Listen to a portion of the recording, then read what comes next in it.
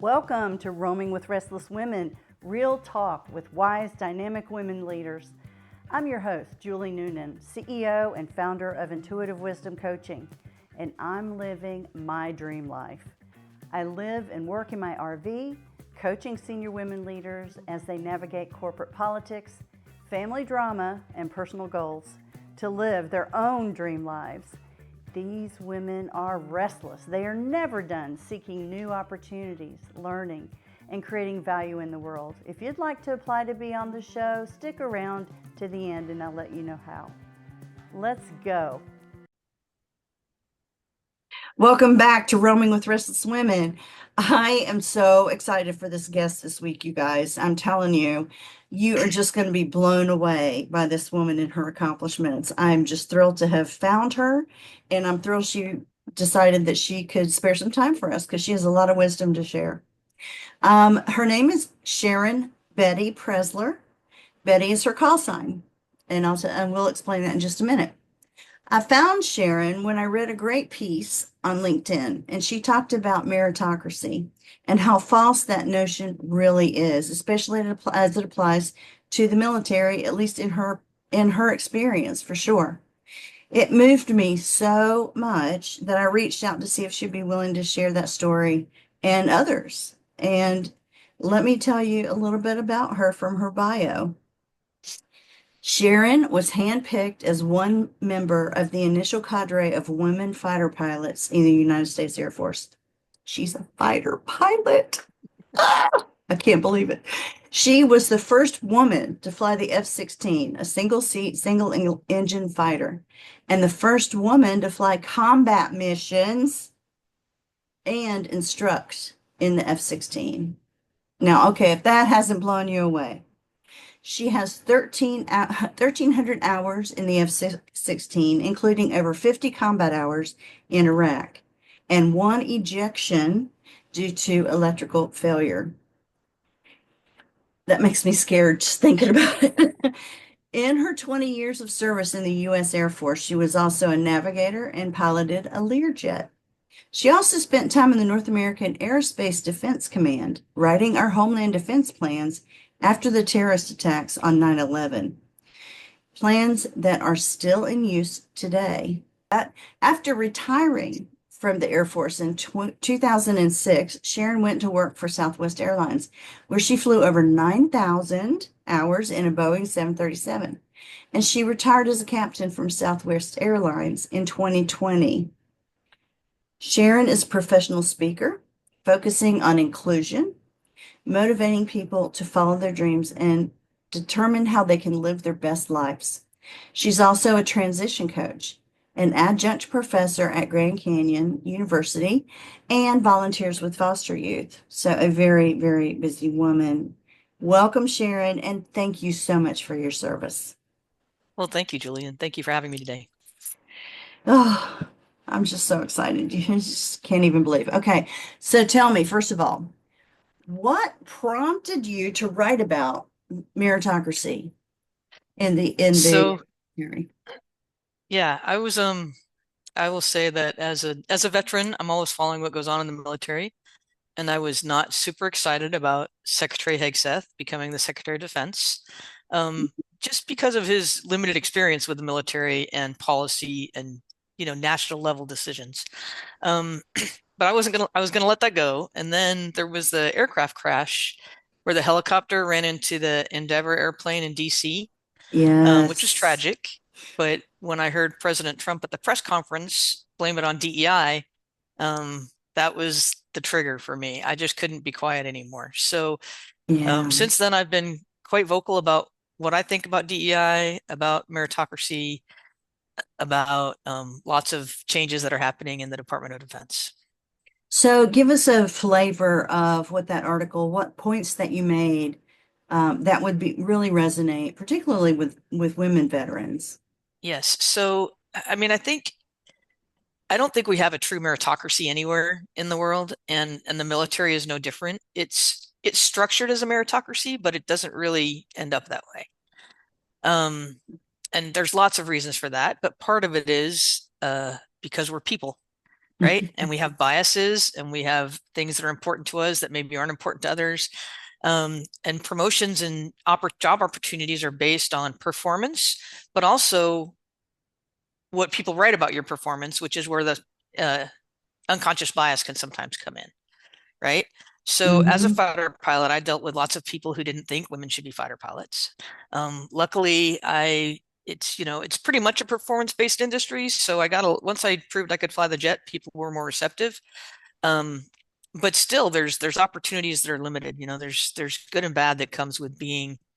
For me, I was pretty much the only woman pilot on my base everywhere I went, except my last assignment. Right. So there's good and bad that comes with that. Everybody knows what you're doing, which is great if you're doing well and not so great if you're not doing well. Right. Because everybody knows when you Yeah. mess something up as well. Um, but my pitch on meritocracy was really that the system is flawed. Hmm. So take pilot training, for example.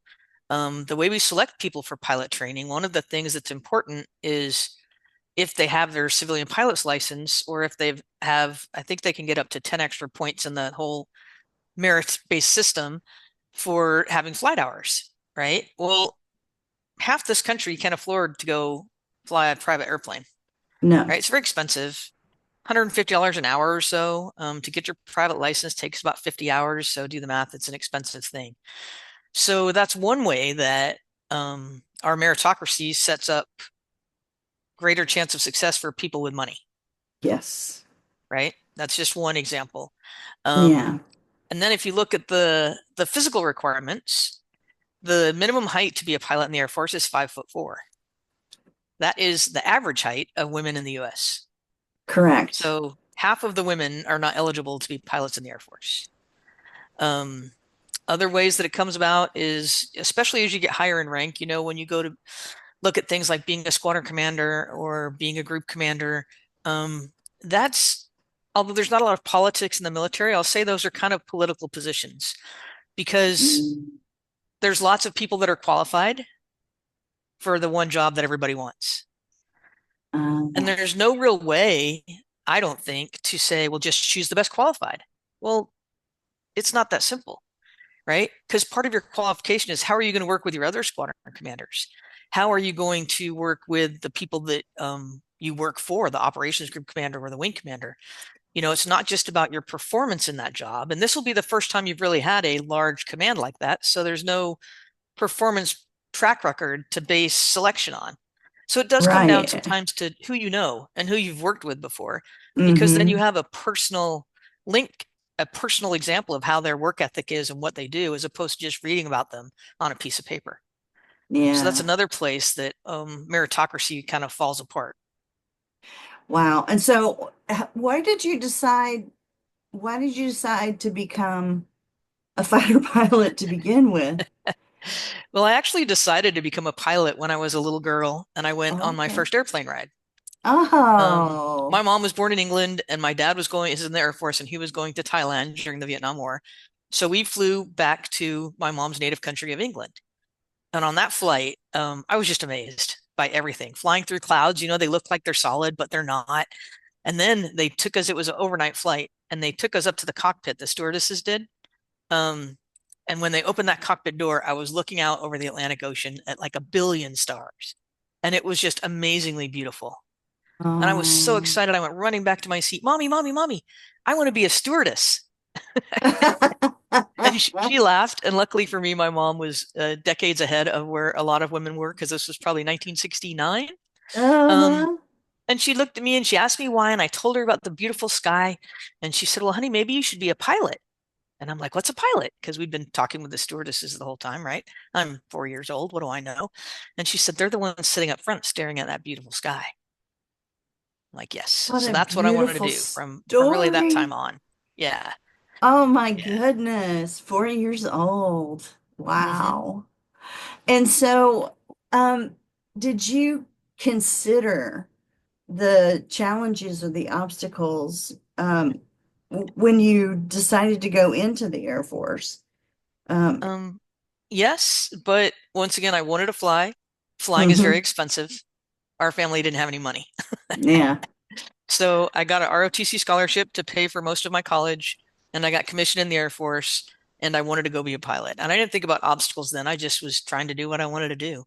You know how it is when Yeah. you're 20 years old, you can do anything, right? Right. Right. So, So, yeah. yeah, but unfortunately, the Air Force had different plans for me, and I became a navigator, which is Okay. someone who basically sits in the airplane and gives directions, if you will. This is before GPS, right? And we would actually look at the stars and the sun and figure out our position and that kind of things. So that was my job for my first 3.5, 4 years in the Air Force. But then once I got in the Air Force, I had a little extra money and I got my Yeah. private pilot's license. So I kept asking the Air Force. Wow. They would do these selection processes every 6 months or a year where they would select people to transition from their current job in the Air Force to pilot training. And so I kept applying for that, and eventually they selected me to go to pilot training. So Wow. Do you that was remember how many times you had to apply? it was my third time. Wow. Yeah, Wow. So you were pretty yeah. persistent. I am definitely persistent. That's great. So tell me about the first time that you actually took one up by yourself. Oh yeah. So in pilot training, Either with way, the F-16. first time. Oh, so the very first time was in a little Cessna 152, right? Because I was Okay. getting my private pilot's license, and you have to solo, you have to fly by yourself. Um, and it was fun and scary at the same time, right? Yeah. Because you're new at this, and now you're by yourself, so it's all on you, right? The instructor's not there to tell you if you're doing something wrong or to help you if you're messing up, and that's it. It's a challenging feeling. It can be a little nerve-wracking, Uh-huh. but I loved it. I didn't. I mean, once I got comfortable, I was fine. I had good instruction and I was confident in what I could do, so it made it a lot easier. So what about the first time in the F-16? What was Yeah. different? Yeah, that's amazing. So the F-16, I try to describe it to people, and it's like to me, it's like having your own private roller coaster, right? Do you, Yeah. if you ride roller coasters, you get that feeling where you get all pushed down in your seat, right? That's what pulling G's is like. And 1G is what we have at normal on the earth at all times. That's what keeps us from falling off. And then Yeah. roller coasters do about 3.5 Gs max, and the F-16 can do 9 Gs. So if you're not paying attention and you're not, we have a straining maneuver we do to keep the blood from pooling in the bottom half of our body while we're pulling G's. So if you're not paying attention and you get behind on that, you could actually lose consciousness in the airplane, and that's of course not a good thing. So, but I loved pulling G's. I loved being able to go upside down. I absolutely loved it. And that first flight in F-16 was just, it came after such a struggle. I mean, I really struggled in F-16 training. I will freely admit that. And the majority of the struggle, I think, was based on pressure. External pressure, because I was the only woman and the first woman. And then internal pressure, because I really felt like, right or wrong, if I didn't do well, then women weren't going to get to fly fighters anymore. Right. So that's a lot of pressure Wow. That to put on yourself. is. Yes.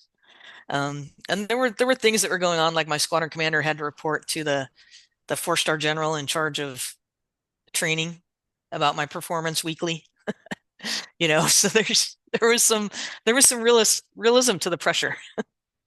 Wow. So was that different for the guys? Oh yeah, no, nobody knew who the guys were. They didn't have to. I mean, So they you didn't get only reported on every week. oh no, just me. Oh, that's just great. Yeah, That's just exactly. Like I great. said, everybody knows what you're doing. If you're doing good, it's great. If you're not doing good, it's not so great. Wow. Wow, wow, wow.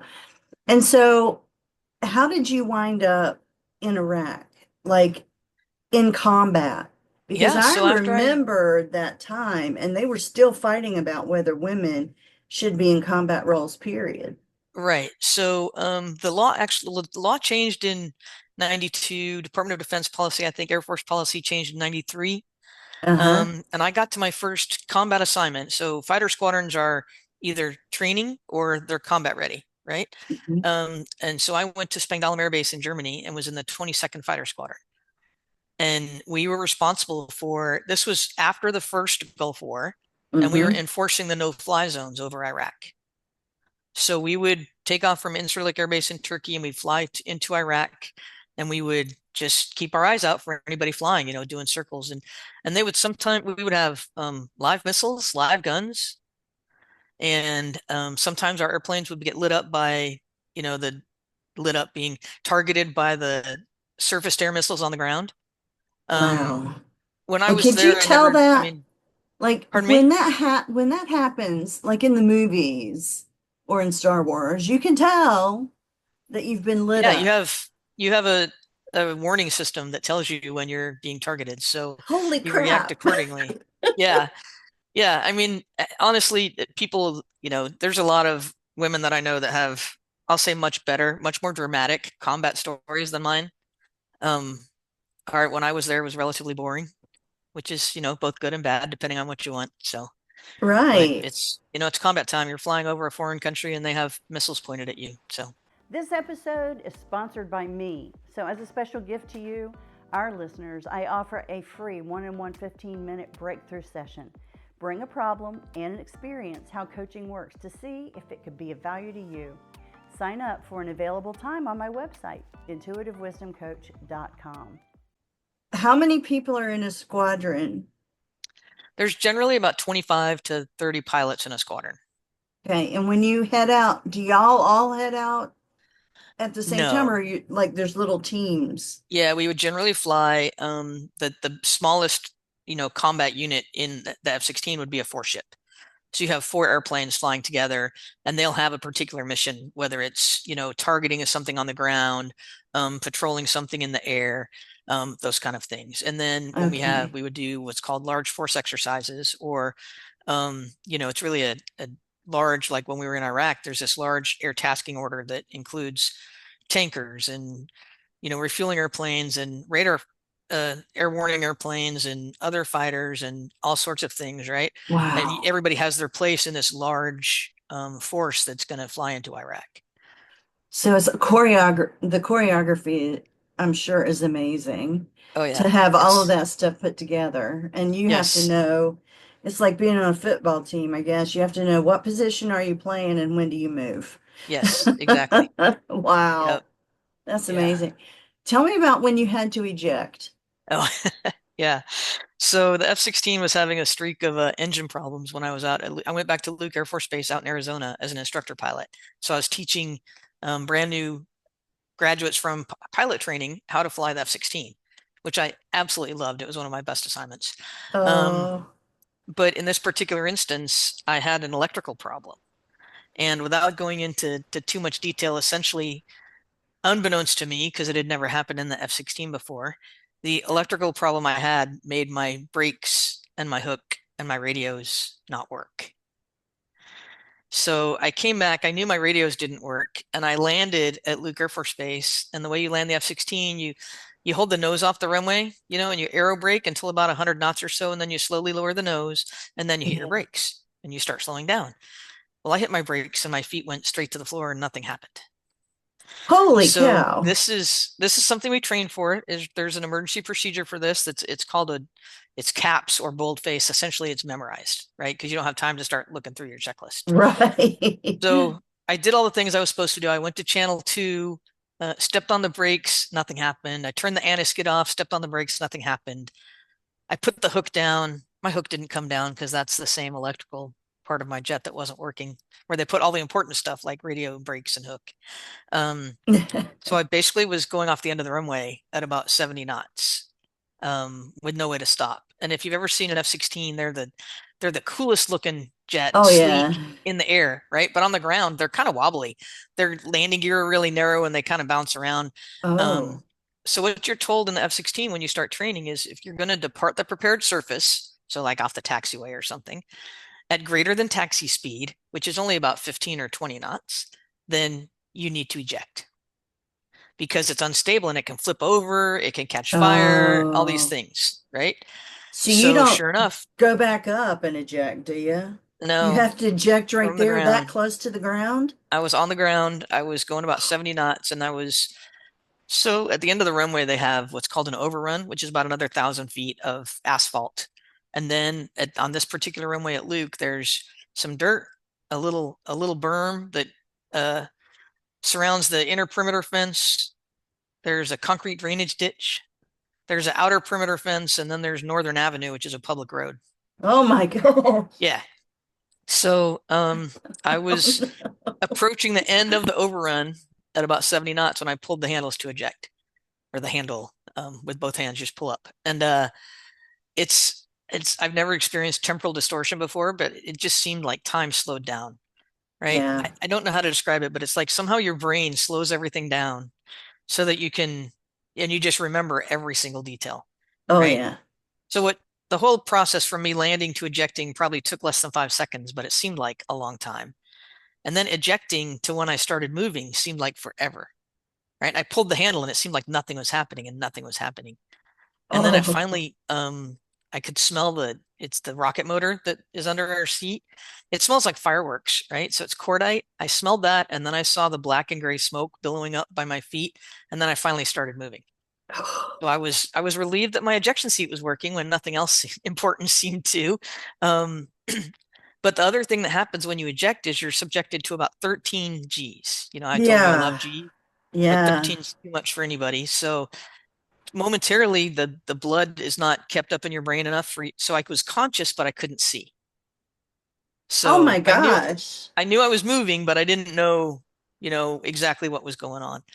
And then as soon as that acceleration stops, you have a drogue chute that pulls the seat away from you and deploys your parachute. And you can, as soon as the acceleration stops, you can see again. I feel all that happening. I get my parachute. I look up like you're supposed to. You're taught from very early on: canopy, visor, mask, seat kit, LPU. It's what you check for, right? So I look at my canopy. I'm like, yes, good canopy. I flip my visor up. I take my mask off. And then I get distracted because my airplane I can see below me is scooting across the ground as fast as can be. Um, so I realize that that's happening just long enough for me to realize that the ground is getting very close very quickly. And Yeah. I hit the ground. I did not do a good parachute landing fall. So I landed with my feet and then went straight back on my rear end and then hit my head against the ground. Now I still had my helmet on, so my head didn't get hurt, but I did crack my tailbone in the process. Yeah, that's a very Ouch. painful thing if you've never done that. It takes Yes. forever to heal. Oh my Yeah. goodness. Oh my My poor goodness. little Well, my poor little airplane, it hit that little berm I told you about in front of the fence, and it got airborne again. And it drug 300 feet of the inner perimeter fence on its landing gear across Northern Avenue and landed in a farmer's field. and it didn't hit Yeah. any cars, right? Didn't hit any cars, Oh, thank luckily. goodness. Yeah, Golly. That's what I mean, oh, I think I could handle myself getting hurt. I don't know that I could handle something that, of course, it was not your fault, but right. something that had been involved in and then hurting somebody else on the Yeah. ground. That'd be Nope. awful. But the Oh my airplane was goodness. Yeah, the airplane was a total loss. It broke when it hit into the farmer's field, it broke the spine of the airplane, actually the backbone, so Yeah. it could not be repaired. Okay. But you didn't get any demerits for that, did you? No, no, I was Okay, back good. flying 11 days later. Mhm. That's the soonest I could actually sit still for an hour and a half on my cracked tailbone, so that's when I went flying. Oh my goodness. So Yeah. you have parlayed all of this wonderful experience into your teaching and your coaching and your volunteering. Tell me what have you brought from those experiences into the work that you're doing now? What are the like Yeah. two or three So, things? um, as you said, persistence and Mm, resilience, right? How to really how to block out the naysayers, right? I had a personal mantra that I adopted. I didn't make it up, but I adopted it when I was in F-16 training, and it's those who matter don't mind, and those who mind don't matter. And it was just oh, a I way to like remind that. myself that all the people that didn't want me there, all the people that were being negative and hoping for me to fail, they didn't matter to me, and I could ignore them, right? And that's a really valuable lesson. If you can internalize that, that gives you all sorts of freedom to do all sorts of things. And then Right. also, I really, going back to fly after ejecting was a good lesson in developing courage. Yeah. Because I had never been afraid before in the F-16, but after that day I was, right? Because nothing ever happened before, and we're just so well trained, and our maintenance is so good, you don't expect it. It's a Mm-mm. possibility, but you just don't focus on it, right? Well, that was kind of hard not to focus on. So going back to fly was a good lesson in developing courage, and I talk to people about that as well. Yeah, So those are kind of the big three, and it's just a matter of I really like to encourage people, no matter their age or their gender or whatever, to actually go for the things they want in life, right? Going for something and failing is way better than the regret of never trying. that's true. And So I think that's the mantra that you just said also plays into that as well. it does. Because if you're somebody like myself, I am uh, totally convicted of this. I care what I used to care more, but I still care what other people think about me. And I don't want to be seen as a failure. But when you put that mantra into place and you say, this isn't for anybody else, this is for me. Yeah, I'm gonna live my dream, and part of my dream is helping other people live their dream. So it really takes those naysayers out of play at that point. it does. And that's huge, right? Because even like let's say the worst happened and I did fail out of F-16 training, which I didn't do. I did quite well after I left Luke. But um I knew in my heart that I had done my absolute best, Yeah, right? And and if you can do that, if you can do your best, take your best shot at something, even if it doesn't work out, you should be proud of yourself, absolutely. right? Just for having the Absolutely. courage to try and to put in the work. So that's Yeah. that's part of my so we talked about I speak about encouraging people to follow their dreams, right? Inclusion is another piece because being the only for so long, I understand the impact of inclusion.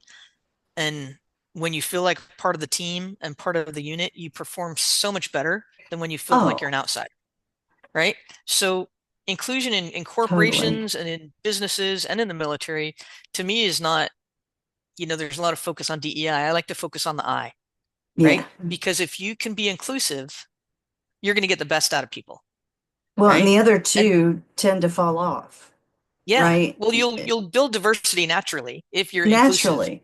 because the Yes. people that you have that work for you that are different are going to be wanting, they're going to be more likely to stay, right? Well, Because they and they're feel one of valued and they you, feel like they belong. Yeah. So 100%. that and the other one is, so fighter pilots are really well known for debriefing things. Our jets are expensive and we don't get to fly as much as we want to. So we, after we fly, we come back and we look at the tapes, we record everything. And then we analyze what we did and what we could do better next time. And we try to learn lessons, right?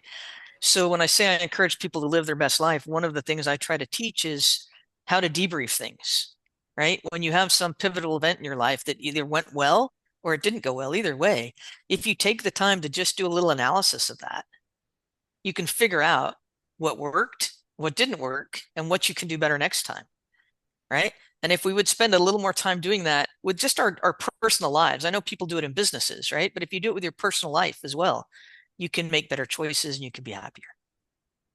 And I think a lot of times coaching, since I'm an executive coach and a lifestyle coach for women, that is what they have the hardest time with is if they do fail, if they do, have a big bump or something happens, is if you don't have a group of close friends that can help you debrief it, women need other women to debrief with, and I Yes. love how you said that. It's just, but you have to learn how to do it. Some people can do it by themselves, but I know very, very, very few of those people.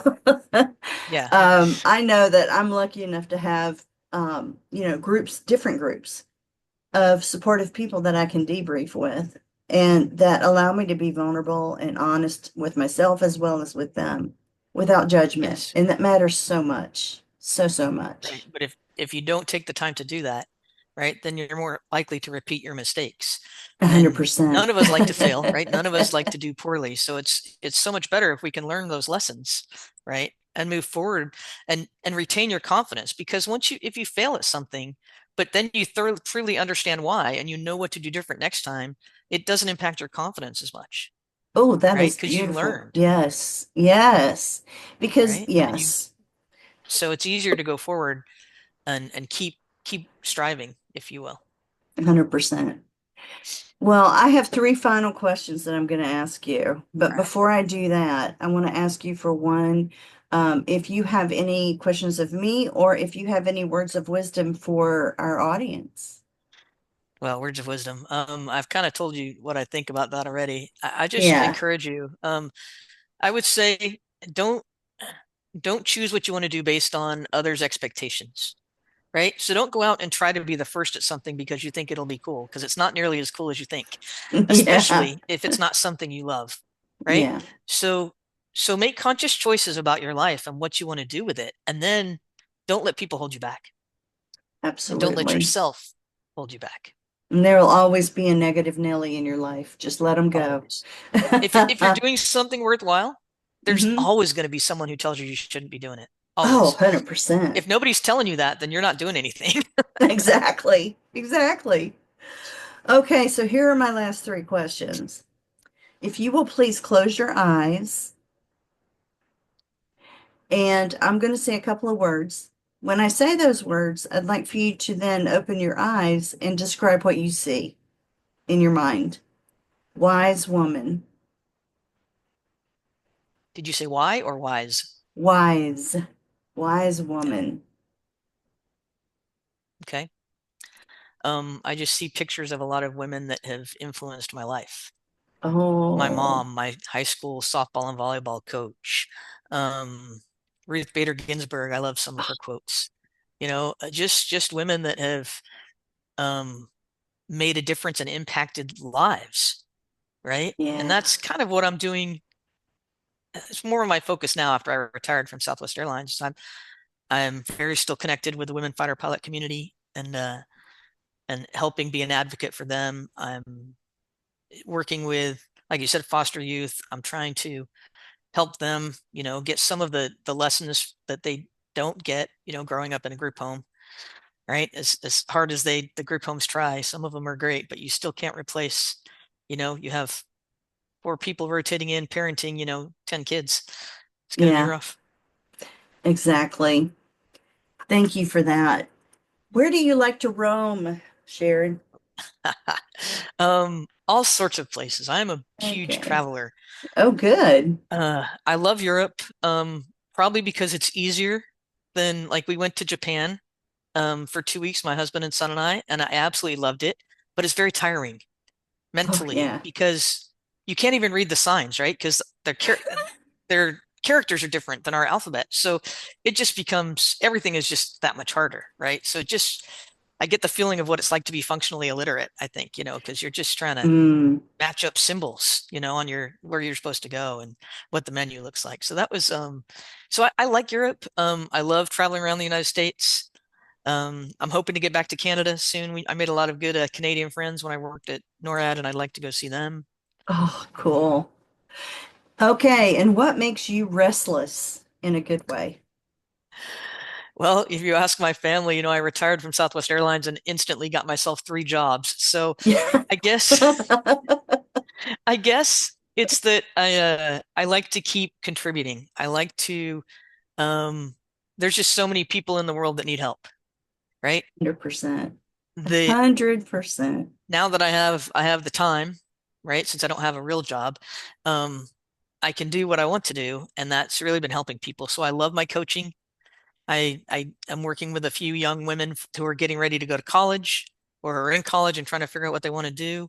I love working with the foster youth, and I really enjoy speaking, especially when I got the opportunity to speak at a few universities, and that's fun. That's kind of the group that I love to talk to because that they're at that point where it's going to have the bigger impact on them.